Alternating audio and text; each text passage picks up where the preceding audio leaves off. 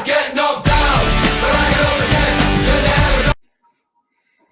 Good morning. Today is Thursday, March 4th, and I am away. I'm actually on vacation today, and but I wanted to make sure that I brought you this interview that I did with Senator Rachel May. She's the sitting senator in SD-53 and the chair of the Aging Committee for the New York State Senate, and also on the Elections Committee. We have a great discussion about nursing home issues and also the issues with Governor Cuomo, as well as election reforms that are coming up.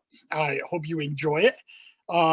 You may hear some roofing sounds in the back when I'm on the screen, and that is because I am getting a roof done, and that is why I'm also on vacation. So I'm out in a cabin in the woods right now, but this podcast and elections don't stop. Petitioning is going on right now. People are going to doors all across Onondaga County to get their candidates on the ballot.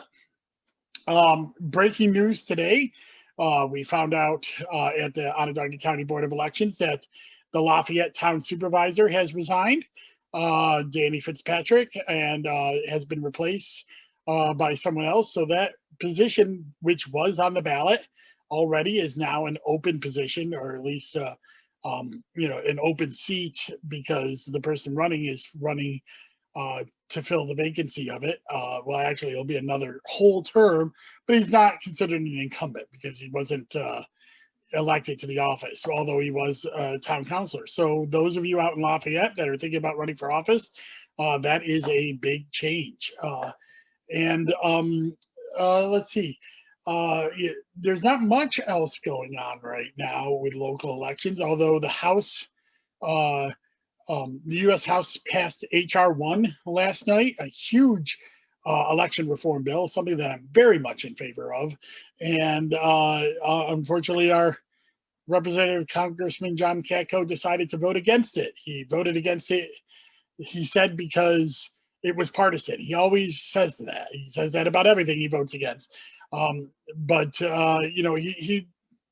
had some convoluted reason about election security, which had really nothing to do with HR 1 or even getting money out of politics. This was about making sure that the assault on voting rights that is happening nationwide by the state legislatures in other states, Republican state legislatures, do not take the franchise away from the voters from an election that had overwhelming turnout and was by all objective means a success and secure this last presidential election, the highest voter turnout in generations.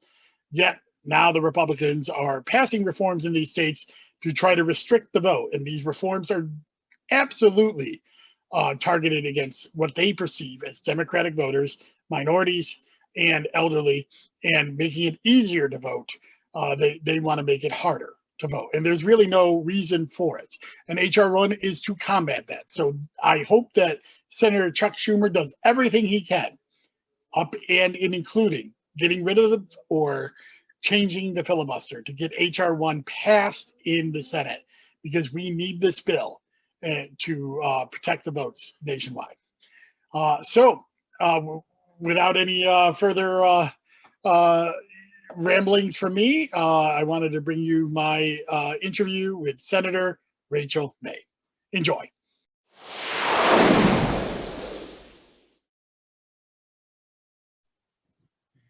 And welcome back to Zoom with Czarny. I'm very happy to have our senator, well, my senator, but also senator for most of Syracuse, Cicero, and the southern part of Onondaga in the 53rd Senate District, Senator Rachel May. Thank you for coming on Zoom with Czarny. My pleasure. Great to see you, Dustin. So you've been at the focal point of a lot of different pieces of legislation, both on the election law committee, but also with the nursing homes. I know you've recently had some legislation that was enacted to help protect some of these residents. Tell us about what's been going on with that.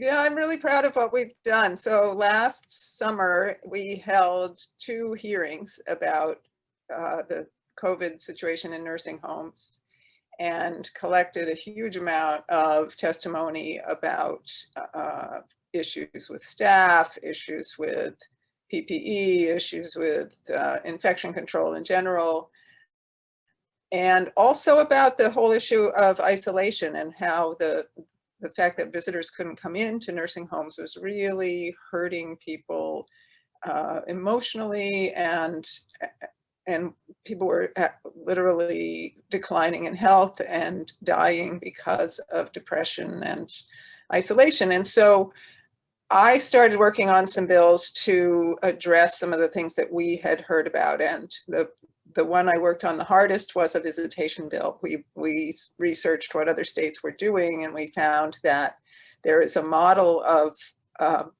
letting somebody in a nursing home designate a personal caregiver who could then come in on a regular basis as long as they, as long as they observe the same protocols as the staff did. And so we put together a bill to do that, and I'm really proud that it passed. We actually ended up with 2, you could designate 2 people. And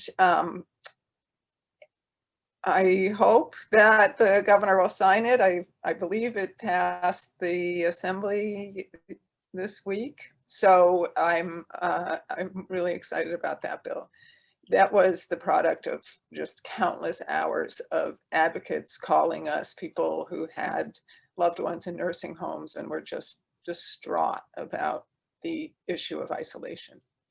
And it isn't just isolation, but for example, there were people who had infections or something and the staff didn't pick up on it because they were so overwhelmed, or because the person wasn't a complainer, you know, but the family, if somebody from the family had been visiting, they would have seen that something was really wrong. And so we're already seeing a lot of excess deaths in nursing homes that aren't directly from COVID, but probably from a lot to do with the isolation. So I'm really proud of that bill. We had a couple of others in the Committee on Aging that I chair. Doesn't really oversee nursing homes, but we do oversee the Office for Aging, which in turn runs a program called the Long-Term Care Ombudsman Program. And so that program is supposed to provide advocacy for residents and their families, and has really not been working well in New York State. It's federally mandated, but the state has never really implemented it fully. And so I also had a bill to beef that up. And finally, a bill just to call the Reimagining Long-Term Care Task Force, which is really because long-term care is so broken in New York State and has been since well before the pandemic. We need more people who will provide home care so people can stay out of nursing homes. We need more staff in nursing homes. We need to pay a lot more attention to older New Yorkers and their needs. And so I'm hopeful that this task force, which will be experts from lots of different areas, will come together with some really strong recommendations for what we can do moving forward. So obviously, that legislation is incredible. It's going to be impactful for most of the people that have been affected by this COVID, new COVID situation that we're living in and continue to live in. But you also did call for I believe called for an investigation or backed an investigation over the controversy with Governor Cuomo's failure to report, I guess, on statistics on nursing homes. Can you explain? Because I think most people don't understand what's going on there. So can you explain what's going on there and why you called for that investigation? Right. Yeah. So what happened was, back in the spring, the Department of Health made a decision. I don't know if they made it actively or passively, but came to a system of counting deaths in nursing homes where they only counted people who died in nursing homes. And if someone had gotten sick from COVID in the nursing home and been sent to the hospital and died in the hospital, that wasn't counted as a nursing home death. And it wasn't that they were underreporting all the deaths, they just were not reporting how many people from nursing homes were dying. And that's an important number to know. It's important for people thinking of putting their family member into a nursing home. It's important for people thinking of pulling their family member out of a nursing home. Or, for oversight purposes, it's important to know. And it's also how other states count their nursing home deaths. And so it artificially made it look like New York was way better than other states in terms of fewer deaths in nursing homes. So it was not a very honest way of reporting. We knew it was happening. We knew that the numbers were higher of nursing home residents who were dying because we knew that this was how the governor was counting them, but we didn't have the tools to find out what the real number was. So really the controversy blew up this winter in two ways. The first was the Attorney General came out with an investigation, and she has much more power and latitude to do investigations than we do in the legislature. And she estimated the number as about 50% higher than what the governor was saying. And since then, there was also a FOIL request that forced the Department of Health to release its numbers, and it turned out to be even higher than that. So they went from 9,000 or 10,000 people dying in nursing homes to 15,000 people dying in nursing homes. And that's a significant difference. And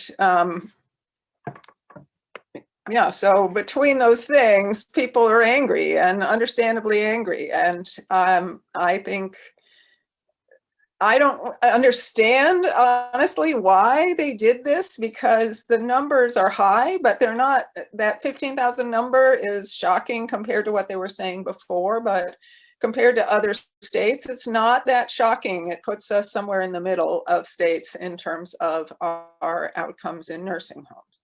So why they didn't just say that in July instead of waiting until it festered into a scandal is beyond me. I truly don't understand what was going through their minds there. And we're going to get into the election stuff in a little bit, but while we're on this, obviously the governor's office this isn't the only scandal that the governor's office is embroiled with, and you've been pretty active in holding the executive office accountable, and I think you made some statements yesterday about backing a full independent investigation, and the legislature also voted to rescind some of the emergency powers. That's probably not connected, but that all happened yesterday. So I wanted to give you some space to address that. Okay, so a correction, we didn't vote. We introduced the bill yesterday. I think we're going to vote on Friday if we have a special session or next week. So Friday would be the earliest that the bill would be able to be voted on. Yeah, and that one that's a really, to some extent, a completely different issue. That was a year ago. We gave the governor extraordinary powers in addition to his emergency powers. And they're set to expire at the end of April, but we want to claw them back sooner than that and create a system where there's legislative oversight. The extraordinary powers we gave him, just to explain, is when the governor declares a state of emergency, he gets special powers to basically curtail existing laws, to limit the application of existing laws, but he doesn't get the power to make laws. And we gave him that power to, say, close schools or enact a mask mandate or something like that. He didn't have that power before, and we gave that to him. Because clearly this was a fast-moving problem and was going to require some, immediate action. And if it took the legislature a month just to come up with some system for curtailing his emergency powers, it's an indication that legislature does not move on a dime. And so it makes sense for the executive to have those powers. But he issued about 400 executive orders, many of them this kind of directive where he was making law himself. And it's definitely time for the legislature to have more oversight over that. The other scandals,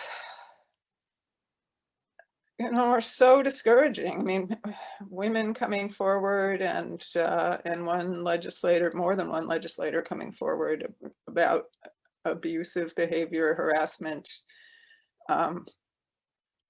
And a lot of people are calling for the governor to step down. I have not done that, partly because we just came through a national crisis where people were trying to overturn the results of an election. And I think that should be a very, very solemn and transparent process of deciding. I mean, the governor was elected by the people of New York overwhelmingly, and to just say on a dime, we're gonna overturn that decision, I don't think is worthy of us as a democracy. And so I would rather see a process play out where there is an investigation and some, much more kind of democratically based recommendation for what should happen. But I also know we're in the middle of putting together a budget. We have to do a lot this month. And if this is going to be just a constant distraction, then, my decision may change about that. Especially as it's all unfolding right now. And it's, as you said, it's been discouraging, and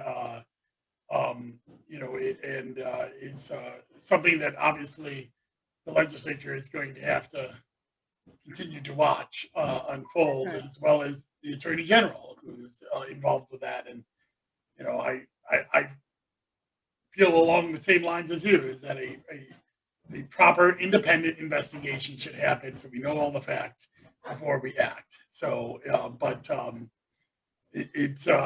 it is a distraction, and we are in probably the worst budget season we've seen in quite some time. And I guess,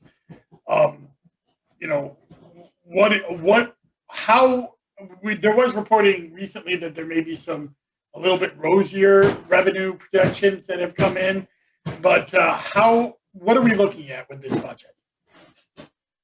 Well, that's part of the problem, because we have no idea. A lot of it depends on what the federal government does and whether they do it this month, because we need to know. It was true last year in a different way, but this year there are so many unknowns still about the budget that it's really, really hard for us to know what we are asking for. And I feel like almost everything in the budget at this point is a placeholder, waiting for two decisions that are equivalently momentous. And one of them is what the federal government is going to do by way of supporting state and local governments. I mean, if they give some money directly to the state of New York, that plugs some of our deficit. But if they give it directly to schools or to local governments, that may lighten the load a little bit in terms of the decisions that we have to make within the state budget as well.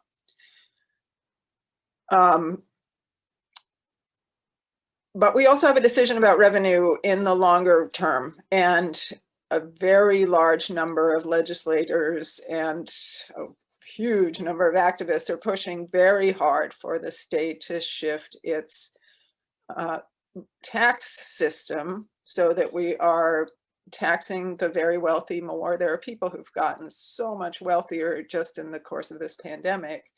And even before the pandemic, New York had the worst income inequality in the country in terms of, the very wealthy over here and the very poor over here, and not a whole lot in between. And so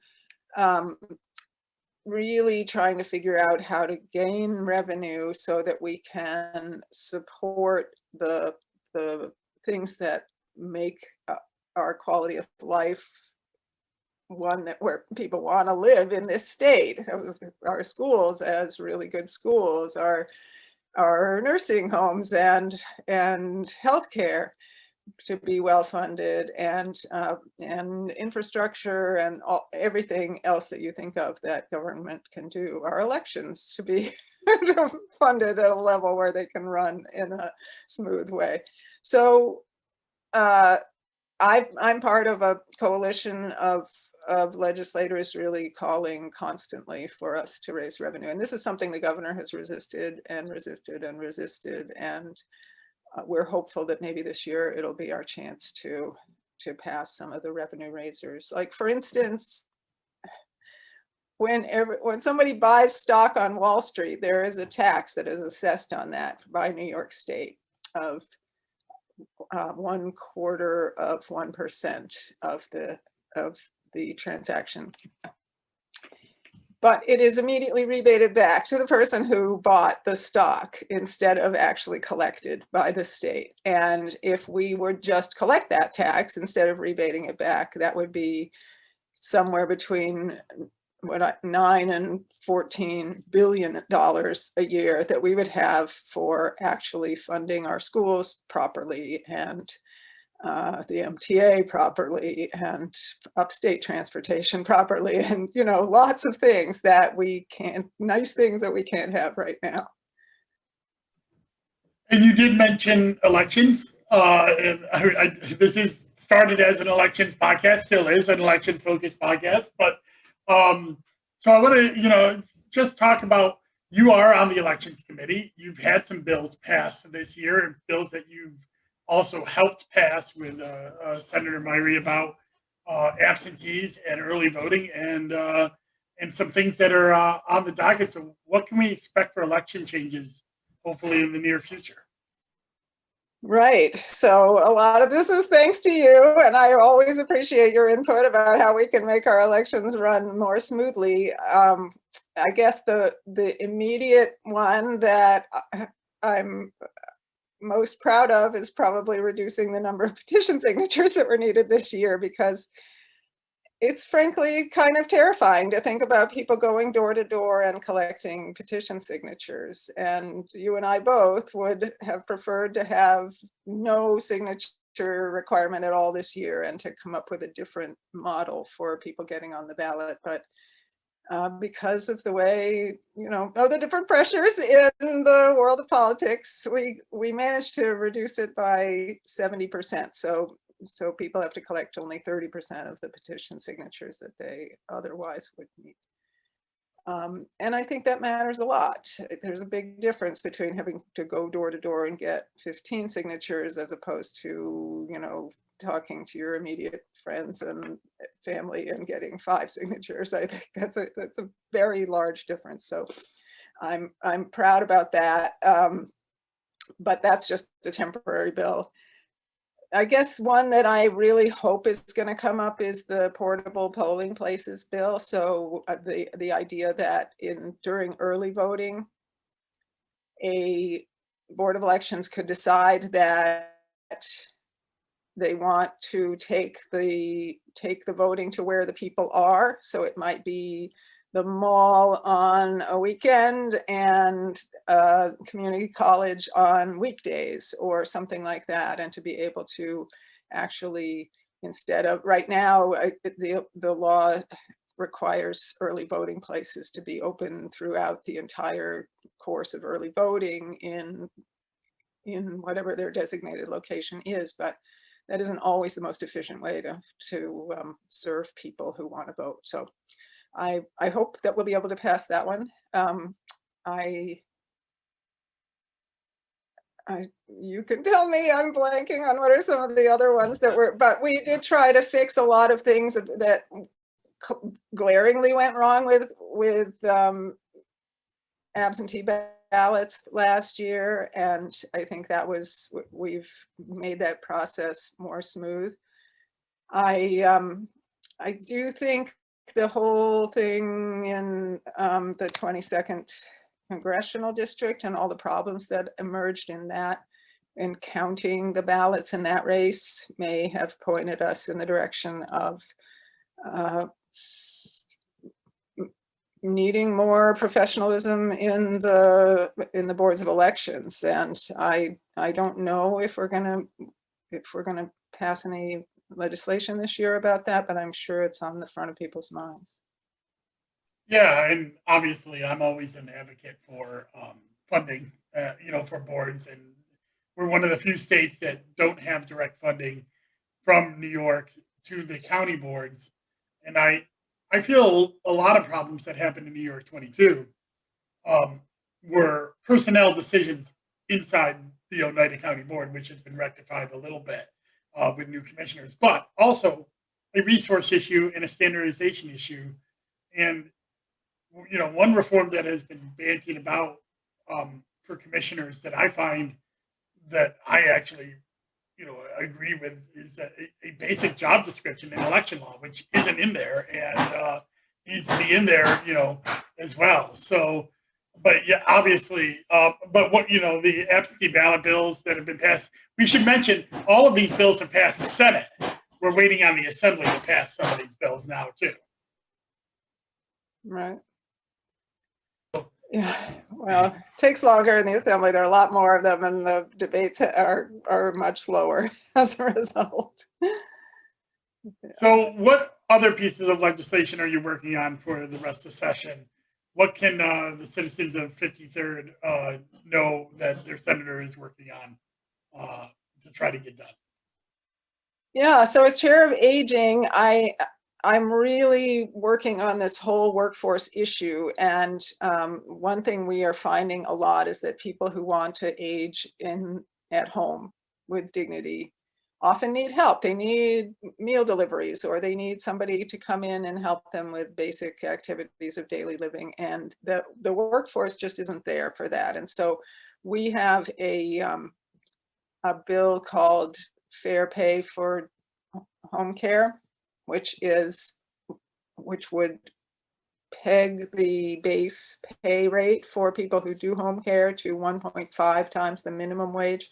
Right now, they're barely making minimum wage, and it's really hard to recruit people into a job that is, has a lot of responsibility and can be really hard if they're not getting paid a reasonable living wage, really. So that one I'm going to be working on together with really trying to get people who do economic development, try to incentivize economic development to recognize that the fastest way to create jobs in an area like ours is if you just invest in home care, because the demand is way up here and the supply is way too low. So that's one area that I'm working in. I also chair the Commission on Rural Resources, and I have a bill coming up tomorrow that I'm excited about, which is to take the New York Grown and Certified program, which is run by the Department of Agriculture and Markets, where they promote New York grown, dairy products, meat, produce. We want to add plant and animal fiber to that. I'm a knitter. I love using local yarns, and there's a lot of wool and alpaca and even cashmere production in New York. There's hemp production, hemp fiber and flax fiber production. And so my bill will add fiber to the New York Grown and Certified program. That's one that's just coming up tomorrow. And then probably the biggest issue with rural resources other than agriculture is rural broadband. So internet access is just terrible or non-existent in large parts of rural New York. And so we're working on that from a number of different angles. And the first one is to get just a map done of the state of who does and doesn't have access to internet in the state. There was a bill to do that went through last year, but the governor vetoed it, and we're trying to bring it back up again because it's really important, and it's very frustrating to have executive officials come up at hearings and tell us that we have 98% coverage in the state of New York because That's very far from true. So just finding out who does and doesn't have internet access is the first step. And then I have a bill for municipal broadband to allow and facilitate a local community to do its own broadband. That's done all around the country very successfully. And in Vermont, in the rural areas, they have something called communications union districts, where it's multiple towns that join up and do their own internet. And that's another way to do it. So we're trying to look at all kinds of innovative ways to get people connected. Well, Senator, I want to thank you for your time. I know it's always busy for you, and this session in particular has been challenging. So I want to thank you for being my senator. Thank you for working for the citizens of 53rd, and I want to thank you for coming on. Oh, it's an honor and a pleasure, Dustin. Take care. And next week, we will have Senator John Mannion. He's going to be coming on Zoom and Czarny, talking about the end of session, as well as I will be doing my Tuesday Commissioner in a Car. I just dropped my Wonky Wednesday for the town of Fabius. And next week, I'll be doing the town of Geddes as that series continues. So please remember to go out, get vaccinated if you can. A lot of appointments have opened up with the new Johnson & Johnson vaccine.